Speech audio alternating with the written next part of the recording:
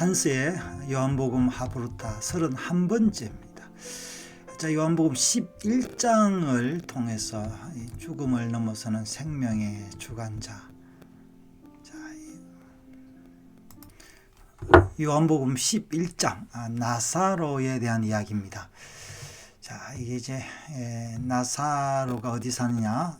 이제부터 마리아 이제 자매들 마르다의 글쎄 옷반지 동생인지 우리 정확하지는 않지만 이 베다니에 사는 나사로 이야기를 하고 있습니다.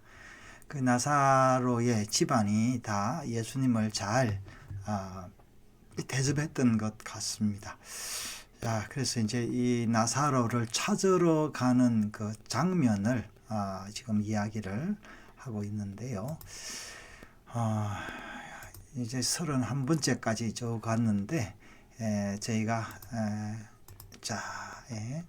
한번 보겠습니다. 제가 개인적으로 조금 이렇게 휴식기를 가지고 있는데요. 오늘 이제 집에서 제가 한번 그동안 밀렸던 우리 한스의 글을 한번 읽어 보겠습니다. 자, 성경의 구원 언약은 하나님의 창조 질서의 완전한 회복이다. 이 회복의 길은 인간이 범죄함으로 선포된 죽음의 강을 건너감으로 완성된다. 하나님께서 아담에게 가죽옷을 입히심으로 건너가게 했고 노아는 방주로, 아브라함은 믿음으로 이 죽음의 강을 건넜다. 아브라함의 별칭은 이벌이인데 이 이벌이라는 말은 건너다, 통과하다 라는 아바르에서, 이 아바르가 이제 모음 변화에 의해서 이벌이가 된 거예요. 자, 아바르에서 유래된 말이다. 이 모든 구원의 표상을 예수 그리스도의 십자가의 죽으심과 부활로 죽음에서 생명으로 건너는 모든 건너을 완성하였다. 요한복음 11장은 예수님의 자기 선언 7표적 중 가장 핵심적인 나사로 사건을 다루고 있다. 이 나사로 사건은 예수님 자신이 생명이요 부활이요 생명이심을 증거하게 하는 예수님의 결정적인 표적이다. 이 말씀 속에는 인간의 한계와 하나님의 초월적인 계획, 죽음에 대한 성경적 관점, 그리고 진정한 제자도가 무엇인지를 보여주는 귀한 구속자적인 진리들이 담겨 있다. 이 표적은 베다니라는 마을에서 일어난 일인데 이 베다니는 가난한 자의 집 또는 무화과의 집이다 라는 의미를 가지고 있다. 이제 베트가 이제 집이라는 이야기죠. 예, 이 이름의 의미처럼 예수님께서는 베다니에서 나사로를 죽음에서 소생시킴으로써 가난과 풍성함의 신비로운 연합을 증거하고 있다. 예수님께서는 사랑하는 형제가 병들었다고 났다는 고통과 절망의 소식을 들었음에도 이 병은 죽을 병이 아니라 하나님의 영광을 위함이요 하나님의 아들이 이로 말미암아 영광을 받게 함이라 하시면서 이틀씩이나 의도적인 나사로 방문을 지체하셨다. 인간의 시선으로서는 절박한 위기 앞에 지체하는 것처럼 보이는 예수님의 행동이 사실은 훨씬 더 크고 영광스러운 하나님의 목적, 자신의 영광과 아들의 영광을 드러내기 위한 깊은 계획 속에 있다는 것이다. 자, 이제 여기서 예수님이 이제 이틀을 더 머물렀잖아요. 어떻게 보면은 참 우리는 한 시간도 이제 시간이 긴데 이틀 동안 있었다라는 거예요. 우리는 구속자적인 관점에서 중요한 진리와 마주치는데 인간들은 즉각적인 응답을 최선으로 보일지라도 하나님께서는 자신의 온전한 구원 계획을 위해 가장 적절한 때를 사용하신다. 그 지체의 시간 속에서 나사로는 죽음을 경험하지만 예수님께서는 그 죽음조차도 그의 발 아래 두시는 생명의 주관자이심을 가장 적극적으로 드러내기 위한 하나님의 시간표였다. 자, 우리 하나님의 시간표를 참 우리가 이게 기다리기가 굉장히 어려운데요. 자, 이틀을 더 유하신 예수님께서는 제자들에게 유대로 다시 가자 라고 말씀하셨다. 이 말씀은 당시 제자들에게선 충격적인 선언이었을 것인데 예수님께서는 불과 얼마 전 예루살렘에서 유대인에게 돌에 맞아 죽을 위기에 처하여 요단강 건너편 곧 베레아 지역으로 피신해 계셨기 때문이다. 그 보면 참 예수님이 여러 그 고난 가운데 사역을 했어요. 우리가 이제 당장 어려움이 처하면 이게 하나님의 뜻이 아닌가 보다 우리가 평범한 사람들 그렇게 생각하는데 이제 성경에 보면 이제 전혀 그렇지가 않아요. 오히려 가치 있는 일이 핍박과 오해가 있다라는 걸 우리가 알 수 있는데요. 자, 예수님은 그 위험천만한 유대로 다시 돌아가고자 하시니 제자들은 자신들이 보았던 유대인들의 적대감을 기억하여 뭐라고 했나니까 라비어 8절에입니다. 방금도 유대인들이 돌로 치려하지 하였는데 또 그리로 가십니까? 가지 마자라는 이야기죠. 이에 대해 예수님께서는 낮이 12시가 아니냐. 지금 이제 한낮이라는 이야기죠. 사람이 낮에 다니면 세상 빛을 봄으로 실족하지 아니하고 밤에 다니면 그 빛이 그 사람 안에 없는 거로 실족하시니라 말씀하시면서 예수님께서는 자신이 세상의 빛으로 선언하셨다.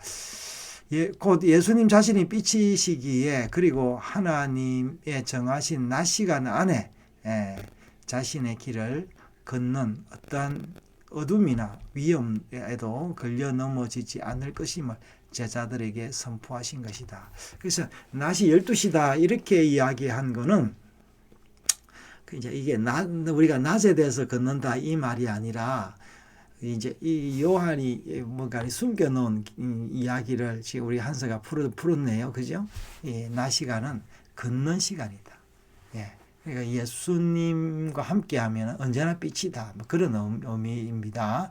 자, 구원 언약으로 볼 때 예수님은 하나님의 구원 계획이라는 낮 안에 계시며 그 빛 안에서 어떤 위험도 예수님의 길을 방해할 수 없다는 확고한 선포를 하신 것이다. 예수님께서는 이런 선포를 하시면서 제자들에게 우리 친구 나사로가 잠들었으니 내가 깨우러 가노라 말씀하셨다.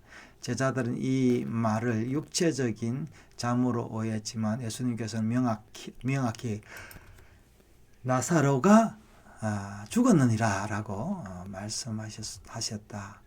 히브리적 사고에서는 잠이라는 표현은 종종 죽음을 지칭하는 완곡어법으로 사용되었지만 예수님께서는 잠이라는 표현을 사용하신 것은 단순히 죽음을 미화하는 것이 아니다. 오히려 생명의 주관자이신 예수님께서도 죽음조차도 마치 잠과 같이 일시적인 상태이며 자신의 권능으로 깨울 수 있는 것임을 선포하신 것이다. 사도 바울은 고린도전서 15장 20절에서 이제 그리스도께서 죽은 자 가운데 다시 살아나사 잠자는 자들의 첫 열매가 되셨다라고 선언은 했습니다. 예수님께서 나사로를 깨우신 사건은 죽음을 이기고 부활하실 자신의 권능을 미리 증거하신 것이자 예수님 안에 있는 모든 잠자는 자들을 마지막 날에 다시 일으킬 것임을 보증하는 약속이 됩니다. 나사로의 죽음을 통하여 부활의 생명을 증거하려는 이 시간에 더 많은 다른 제자들에게도 우리도 함께 죽으러 가자라고 놀랍도록 좀 뜬금없는 제안을 했는데 더 많은 유대로 가는 길이 예수님께서 죽음의 길로 가신다고 생각했고 그 길에 동참하겠다는 결단을 표한 것입니다. 물론 제자들은 십자가 앞에 다 도망갔지만 결국은 스승이신 예수님과 함께 이 길로 가겠다는 애언적인 의미를 가지고 있다. 자, 그래서 이제 결국에는 이제 이 제자들이 죽으러 가자고 말은 그랬지만 막상 뭐 이야기를 하고 나니까 어떻게 됐어요? 죽지를 못했죠, 이 사람들이요. 예. 자, 결론적으로 한서가 어떻게 결론을 내리는지 한번 볼게요. 자, 오늘도 성도들은 인간적인 절망과 하나님의 영광스러운 구원 계획 사이에 긴장 속에 살고 있습니다. 성도들은 하나님의 은혜로 죽음의 강을 건넌 사람들입니다. 그러하기에 우리들은 어떤 상황 속에서라도 세상에 비치신 주님의 은혜를 힘입어 그 빛을 따르는 제자도의 길을 걸어야 합니다. 우리의 삶 속에 이해할 수 없는 고난과 지체처럼 보이는 상황이 닥칠 때 베다니 나사로의 이야기를 기억하자. 그 속에서 하나님의 영광을 위한 기쁜 떡과 예수 그리스도의 생명의 빛을 신뢰하며 죽음을 이기신 그분의 권능을 믿음으로 붙들고 신뢰하자. 그리고 그 크신 은혜 가운데 흔들림 없이 주님을 따르는 용기 있는 제자의 길을 가도록 소망하자. 자, 우리도 도마처럼요, 이렇게 말은 쉽게 할 수 있습니다. 이제 그렇지만 막상 이제 죽음이 닥치고 위험이 닥치고 고난이 닥치면 이제 도망가는 것이 일반적인 사람입니다. 이제 그럼에도 불구하고 하나님 우리를 사랑하시죠. 그래서 예수님도 십자가에서 제자들의 도움으로 버틴 게 아닙니다. 그래서 하나님 나라도 우리의 힘으로 되는 것이 아니라 하나님의 주권과 은혜와 자비와 긍휼로 되는 것입니다. 그러므로 우리는 부족해도 주님께 나아가서 하나님께서 주시는 그 은혜를 누림으로 하나님께 영광을 돌려야 됩니다. 내 것으로 영광을 돌리는 것이 아니라 하나님의 것으로 하나님께 영광을 돌립니다. 마치 어린 자녀들이 부모님의 돈으로 선물을 사서 드리는 것처럼 우리도 하나님이 주신 것으로 하나님께 영광 돌리고 그것이 많으면 또 나누는 것이죠. 자, 죽음을 넘어서는 생명의 주관자이신 예수님, 나사로를 멀리서도 보고 계시고 그의 죽음을 지켜보고 계시는 주님이십니다. 그분은 삶과 죽음, 생명의 주관자이십니다.